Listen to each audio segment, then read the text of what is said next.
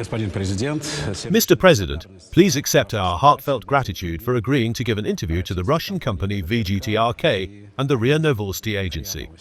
In 2022, literally a few days before the start of the special military operation, just a few hours before it, you signed the declaration on Allied interaction with President Putin in Moscow.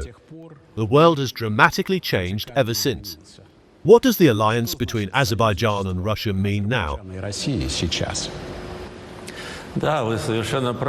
Yes, you are absolutely right. The Declaration on Allied Interaction was signed on February 22, 2022. And, as you correctly noted, the situation in our region, and in the world as a whole, has undergone significant changes. However, it has not affected the nature and form of cooperation between Russia and Azerbaijan. I believe that the signing of such a declaration is a demonstration of the long path that we have traversed together in more than 30 years, working hard and building up the capacity for cooperation in trade, economic and political spheres, and testing each other in various difficult situations. Therefore, I believe that the very fact of signing such a declaration is a major political step, both on the part of Russia and on the part of Azerbaijan.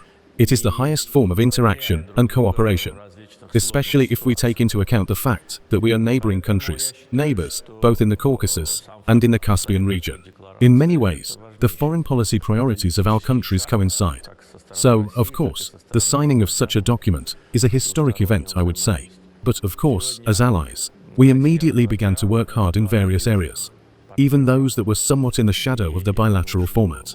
In the years that have passed since the signing of the declaration, Russian President Vladimir Vladimirovich Putin paid a very significant and historic visit to Azerbaijan.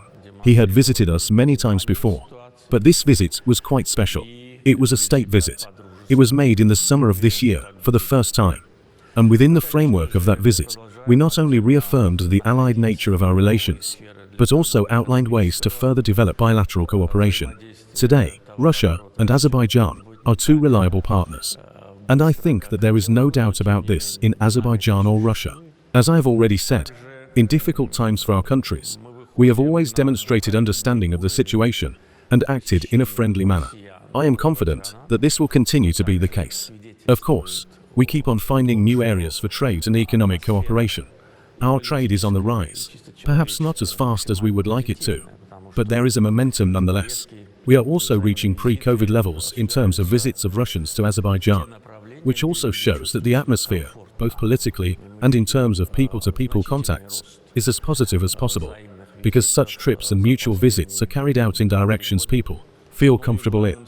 We are observing a significant increase in mutual visits over the last 2 to 3 years, but the main evidence is the increase in the number of flights between our countries.